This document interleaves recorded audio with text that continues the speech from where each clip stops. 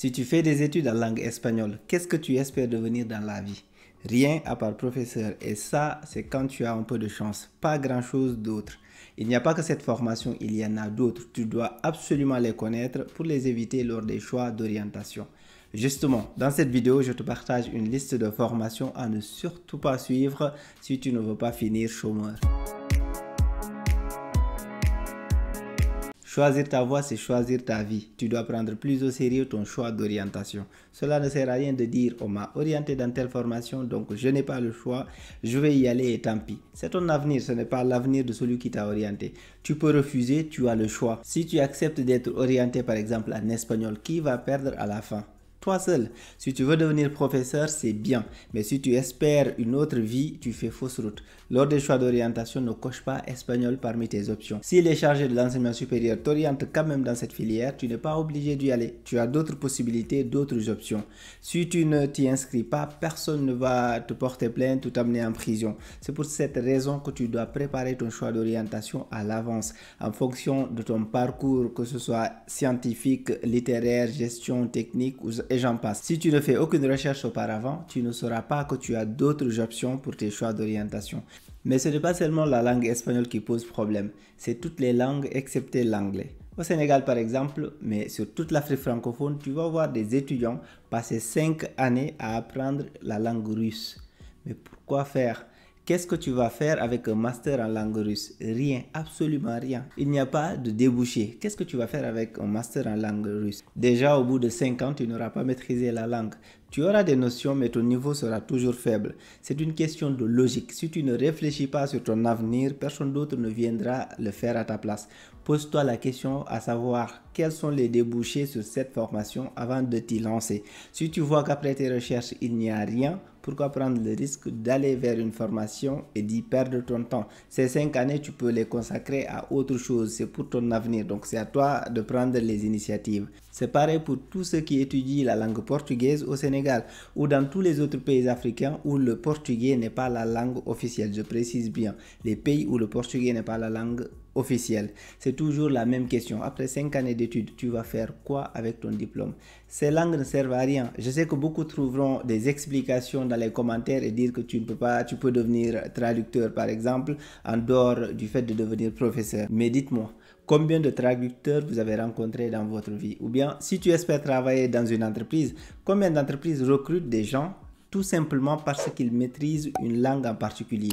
Il faut que tu aies des compétences que tu combines avec une langue pour qu'une entreprise te recrute.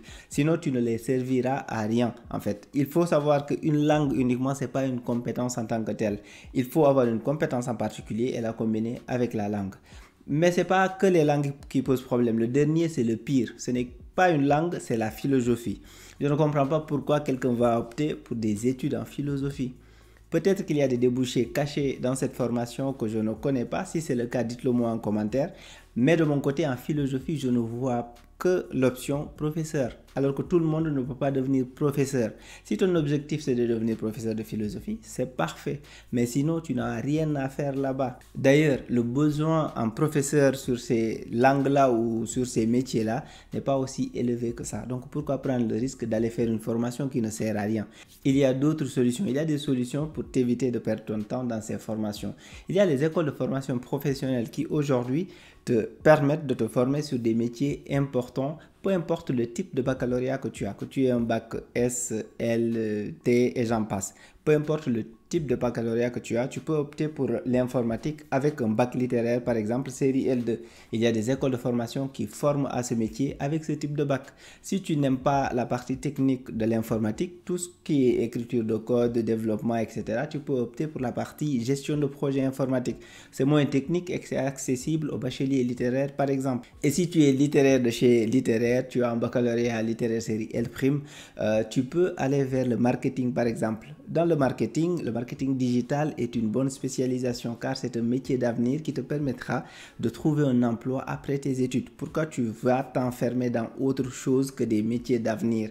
Après, tu vas te plaindre pourquoi tu ne trouves pas de boulot. C'est pas possible en fait. Si tu veux trouver un boulot, il faut que tu te formes vers des métiers de spécialisation pour lesquels le marché de l'emploi recherche des profils de ce type. Sinon, tu ne trouveras pas un emploi. Il y a beaucoup d'autres débouchés que tu peux suivre, que tu peux viser, peu importe le type de bac que tu as, afin d'éviter de suivre des formations en langue sans aucune perspective professionnelle. Le problème ne concerne pas uniquement les bacheliers littéraires.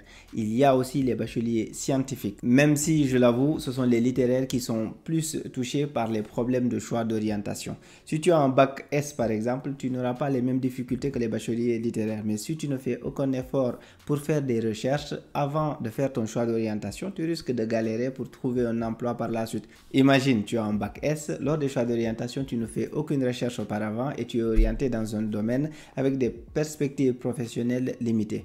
Normalement, tu dois faire en sorte de tirer le maximum de ce type de bac.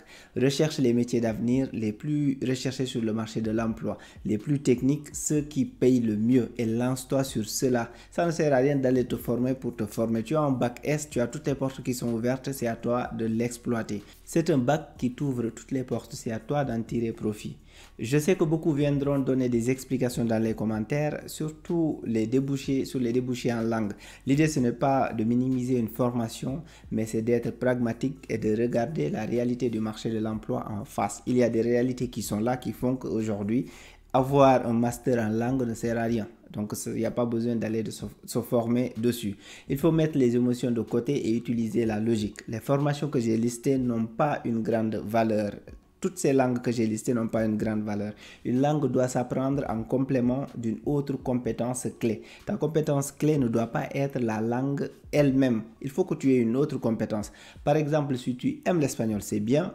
Si tu parles couramment et que tu es informaticien de formation à côté, tu pourras facilement aller travailler en Espagne en tant qu'informaticien. Les Espagnols ne cherchent pas des gens qui savent parler espagnol. Ils ont toute la population pour ça, mais ils auront besoin d'un bon développeur informatique qui peut venir de l'étranger.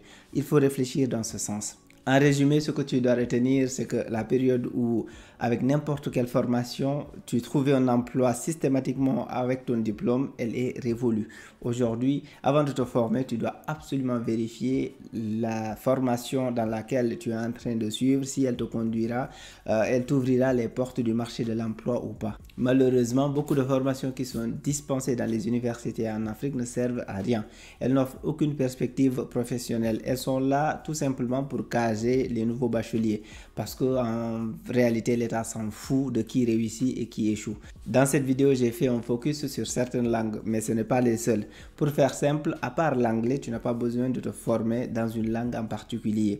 Et même pour l'anglais, c'est préférable d'en faire un complément, c'est-à-dire d'avoir une compétence et en plus de savoir parler anglais. Miser sur la langue uniquement risque de te poser problème dans ta recherche d'emploi. Personne ne cherche quelqu'un qui va juste parler une langue. Ça ne sert à rien.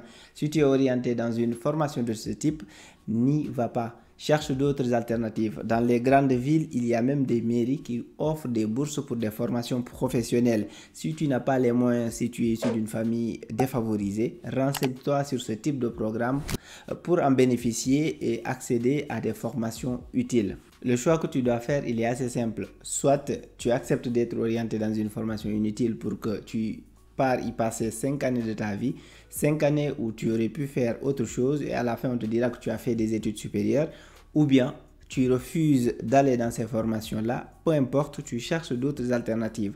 Si tu as la chance de tomber sur un programme de bourse qui te permettra de financer tes études, même si c'est 2 années en agro-industrie ou en autre chose, quelque chose d'utile, quelque chose qui te permettra de trouver un emploi, c'est mieux que d'aller à l'université et de perdre des années sans rien pour qu'à la fin tu te retrouves au chômage, que tu te retrouves avec un diplôme que tu ne peux pas faire valoir en fait.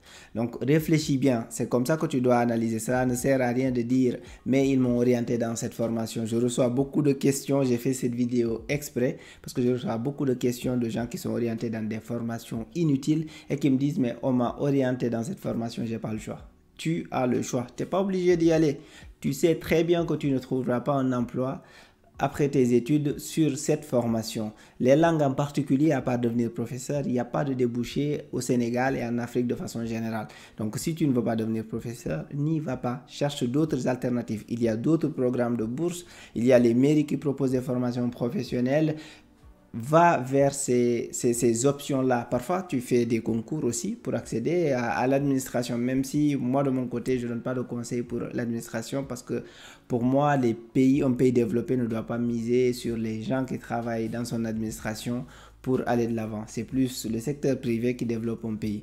Mais tu as d'autres alternatives. Tout ça pour te montrer que tu as d'autres choix. C'est à toi de choisir. Si tu acceptes d'être orienté dans cette formation, tu auras accepté, vas-y. Sache tout simplement que tu as d'autres options. Tu as le choix de ne pas y aller et d'aller faire autre chose de beaucoup plus utile. Car c'est ton avenir. Et ton avenir, tu es le seul maître. C'est à toi de faire les choix. J'espère que cette vidéo t'a plu et qu'elle te sera utile. N'hésite pas à poser tes questions en commentaire et à me dire ce que tu penses de cette liste.